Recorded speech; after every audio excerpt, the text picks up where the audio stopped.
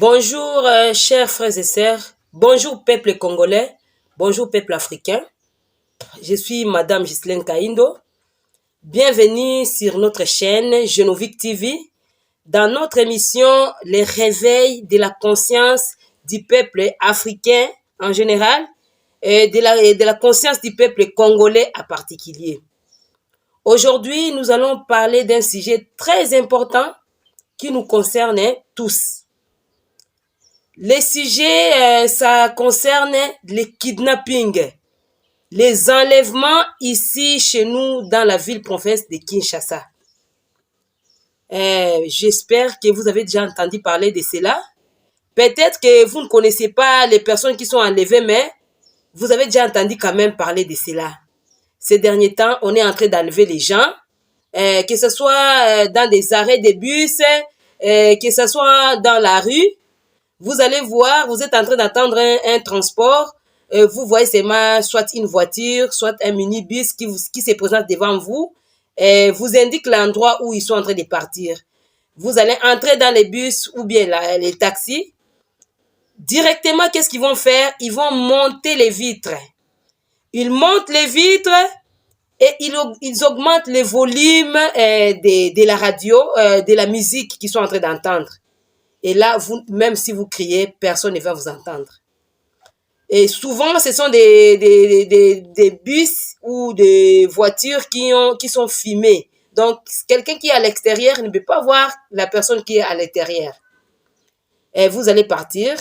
Et dans ces cas, il y a deux possibilités.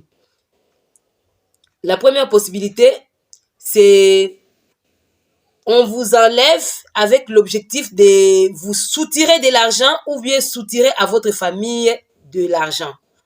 Et là, ils vont d'abord fouiller vos poches, fouiller vos sacs, prendre les téléphones et tout ce qu'ils vont trouver dans les sacs, ils vont prendre. Ils vont vous demander si vous avez de l'argent, soit dans le compte M-Pesa, Airtel Money. Si vous n'en avez pas, ils vont vous demander s'il y a les membres de vos familles qui ont des moyens. Peut-être qu'ils ont trouvé que ce qui était dans votre poche, soit ce qui était dans votre sac était suffisant, ils peuvent vous relâcher tardivement. Soit ce qu'ils cherchent n'est pas encore suffisant, ils vont vous demander de donner les numéros de téléphone d'un de vos familiers, soit de votre père, votre oncle. Et là, qu'est-ce qu'ils vont faire? Ils vont appeler la personne. Avec intimidation, ils vont dire non, si tu signales à la police, on va les tuer. Envoie-nous l'argent à tel numéro. Et ils donnent les numéros de téléphone. Sur M-Pesa, sur Airtel Money ou bien Orange Money. Et ils vont faire tous les moyens possibles d'être à l'endroit où ils auront la facilité de retirer de l'argent. Et si vous envoyez, s'ils veulent, ils vont circuler d'abord avec la personne pendant un long moment et puis ils vont les jeter quelque part tardivement, tard dans la nuit. Ça, c'est les premières stratégies qu'ils utilisaient. Et les deuxièmes stratégies, ces derniers temps, c'est quoi? Ils vous enlèvent pas avec l'objectif de vous soutirer de l'argent, non. Donc, ils sont passés à la vitesse supérieure. Qu'est-ce qu'ils font? Vous êtes à l'arrêt des bus et vous voyez soit une voiture, soit un minibus qui vient et vous indique l'endroit. Oh non, nous allons à Kingasani, nous allons à magasin, nous allons telle part, nous allons à Bandal. Et vous allez venir vite, vous montez dans les véhicules et on remonte les vitres, on met les volumes et on commence à vous intimider. On vous dit non. Soit on vous injecte une substance pour vous endormir, soit on vous bande les yeux et on commence à vous intimider avec l'arme blanche, soit l'arme blanche, soit les couteaux. On vous intimide, on dit non, si vous criez ou si vous dites quelque chose, on vous tue. Là, vous vous taisez. On a déjà bandé vos yeux et on vous amène où on veut. Soit on vous fait endormir avec des substances qu'on vous injecte et vous dormez, vous êtes inconscient, vous allez vous réveiller seulement, vous êtes déjà à l'endroit où on va vous tuer. Et c'est ce qui se passe ces derniers temps. Quand vous arrivez là-bas, on vous prend. Leur objectif, ce n'est pas l'argent. Ils vont laisser votre sac, ça ne dit rien. Et ils sont en train de chercher quoi? Les organes internes. Les organes que vous avez dans votre corps, les cœurs, et les reins, le foie, et tout ça. C'est ce qu'ils sont en train de chercher. Quand ils vont vous amener là, quand vous allez arriver, on va soit vous tuer, bon, je sais pas comment ils pratiquent, mais l'objectif c'est d'extraire, d'enlever tous les organes nécessaires et qu'ils vont encore revendre. C'est ça leur objectif. Et ces enlèvements se font ici à Kinshasa presque toutes les semaines. Nous entendons parler tel a disparu, tel a disparu, tel a disparu, et vous ne reverrez plus votre frère ni votre sœur. Chers Congolais, frères et sœurs, nous ne pouvons pas rester calmes face à cette situation. Nous devons chercher comment trouver la solution à ces problèmes. En tout cas, c'est assez. Ceux qui sont en train de faire ces pratiques-là, ce sont nos frères congolais. Ce sont nos frères. Ils savent que nous sommes leurs sœurs, nous sommes de leur sang, nous sommes africains comme eux. Et ces organes-là, ils les vendent où? Parce qu'il y a des commanditaires, il y a des personnes qui sont derrière ces pratiques-là. Et ces personnes souvent des étrangers. Ces étrangers-là ont besoin de ces organes. Et ces organes sont payés plus cher. Ils sont achetés plus cher à l'étranger.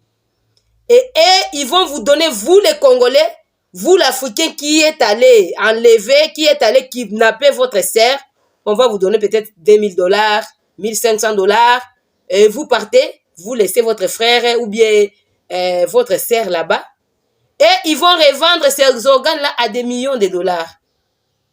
Ils vont revendre ça dans leur pays. Chers frères et sœurs, dans des émissions précédentes, je vous ai demandé, je vous avais recommandé l'amour du prochain. Tout ça, c'est la haine que nous avons. Nous ne nous aimons pas. Pour tes intérêts personnels, tu acceptes de faire ce travail-là pour un petit rien. Ce qu'on va te donner là, c'est quelque chose qui ne peut pas te faire vivre pendant toute ta vie. Non. Demain encore, tu vas chercher à enlever une autre personne. Et après, demain, tu chercheras à enlever une autre. Jusqu'à quand nous allons continuer à accepter de faire ces pratiques-là. S'il vous plaît, aimons-nous. Ces étrangers-là, je vous ai parlé, chez eux là, ils ont des frères, ils ont des sœurs.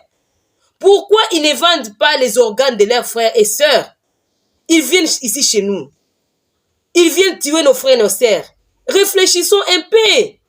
S'il vous plaît, mon frère congolais, pourquoi kidnapper ta sœur pour aller vendre ses organes? Pourquoi? Pourquoi?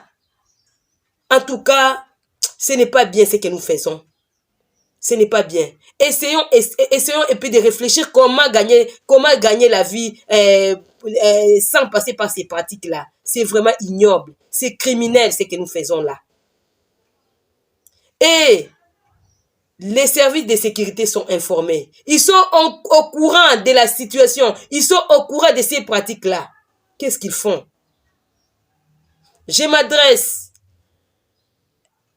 à monsieur le président de la République démocratique du Congo, monsieur Félix Antoine Tshisekedi. Sous le respect que je vous dois, monsieur le président, s'il vous plaît, essayez de chercher la solution par rapport à ces problèmes. Multipliez des stratégies avec les services de sécurité pour stopper ces pratiques, pour stopper ces kidnappings, pour stopper ces enlèvements. En tout cas, vous êtes les garants de la nation et c'est vous qui devez nous protéger, nous, Congolais. Si vous nous abandonnez, en tout cas, nous ne savons pas comment nous allons nous en sortir avec cette situation. Aujourd'hui, ils sont en train d'enlever dans les arrêts de bus, à la rue, dans la route. Mais demain, ils peuvent sortir dans des maisons. Ils peuvent enlever les gens dans des maisons. Ils peuvent changer de stratégie. Vous qui êtes dans le gouvernement, vous avez peut-être des véhicules, vos enfants, vos femmes, vos oncles, et ils se déplacent, ils sont véhiculés, ils se déplacent dans des véhicules peut-être blindés, et vous avez de la sécurité. Ça, c'est aujourd'hui. Mais sachez que l'ennemi, il cherche à multiplier des stratégies pour plus gagner. Aujourd'hui, c'est nous les peuples qui souffrons, nous les peuples pauvres. Nous n'avons pas de véhicules, nous n'avons pas de moyens de déplacement chez nous et nous sommes obligés d'aller à la route, aller aux arrêts des transports pour chercher les transports. Et c'est nous qui sommes victimes de ces enlèvements. S'il vous plaît, service de sécurité, chargez-vous de rechercher ces personnes, de rechercher ces complices des étrangers qui sont en train d'enlever les personnes. Essayez même de multiplier des stratégies pour les arrêter. Ces organes-là, quand ils les prennent, quand ils extraient ces organes dans les corps des humains, ils passent par où pour les amener à l'étranger? C'est au point d'entrée. Ils passent par les aéroports, ils passent par les beaches pour aller, pour faire voyager, aller avec ces organes-là. Est-ce qu'il y a il y a des matériels nécessaires pour détecter ces organes-là dans les points d'entrée? C'est à nous de réfléchir comment nous pouvons stopper ces pratiques. Parce qu'aujourd'hui, c'est nous les peuples qui souffrons. Demain, peut-être c'est vous, peut-être c'est vos enfants qui seront enlevés. Peut-être ils arrêteront d'enlever les gens dans les rues. Ils vont commencer à enlever les enfants dans des écoles. Parce qu'ils savent que dans telle école, les enfants des riches sont là, les enfants des membres du gouvernement sont dans telle école, et ils vont chercher à aller dans ces écoles-là pour enlever vos enfants. Donc, nous ne sommes pas tous épargnés. Nous sommes tous concernés dans ces dossiers. En tout cas, le plus tôt possible, trouver la solution, aidez-nous à trouver la solution à ces problèmes. Que vous soyez du gouvernement, que vous soyez de l'opposition, nous sommes tous concernés. Nous devons tous nous asseoir, nous mettre ensemble et chercher, réfléchir sur les stratégies qu'on peut utiliser pour stopper ces personnes-là, pour stopper ces gens-là. En tout cas, les peuples souffrent déjà. Les peuples souffrent. Les peuples souffrent déjà. Et en plus des enlèvements, on tue les gens. Quelqu'un qui a sa famille, il a ses enfants, il a son mari, il perd sa vie sans rien savoir qu'est-ce qu'il est mort, pourquoi. Et ça se passe ici chez nous à Kinshasa. Peuple congolais, nous devons monter des vigilances, nous devons ouvrir nos yeux et dont les services de sécurité à détecter, à capturer ces enleveurs, à capturer ces kidnappeurs. Aidons-les. Si vous connaissez quelqu'un qui fait ces pratiques, dénoncez. Dénoncez la personne. N'ayez pas peur. Allez au service de sécurité, dénoncez les personnes pour que nous puissions arrêter ces gens-là. C'est nous les peuples qui allons aider le gouvernement. C'est nous les peuples qui allons, nous avons aussi la possibilité d'aider les services de sécurité à arrêter ces pratiques. Et vous, peuple congolais, mon frère, ma sœur, vous qui faites ces pratiques-là, je vous exhorte d'arrêter. Nous sommes vos frères, nous sommes vos sœurs, nous avons aussi droit à la vie. Nous souffrons tous. Vous ne souffrez pas vous-même, nous sommes en train de souffrir nous tous. Aujourd'hui, c'est le chômage. La pauvreté qui vous pousse à faire cela. Mais sachez que nous aussi, nous sommes pauvres. Nous aussi, nous sommes encore chômeurs. Pourquoi vous nous faites souffrir? Nous sommes vos frères. Essayons de chercher la solution par rapport au chômage, par rapport à la pauvreté. Et non commencer à lever ton frère pour aller le tuer et vendre ses organes. Essayons de réfléchir pour cela. Essayons d'arrêter avec ces pratiques et changeons des stratégies pour essayer de gagner la vie. Merci, que Dieu vous bénisse.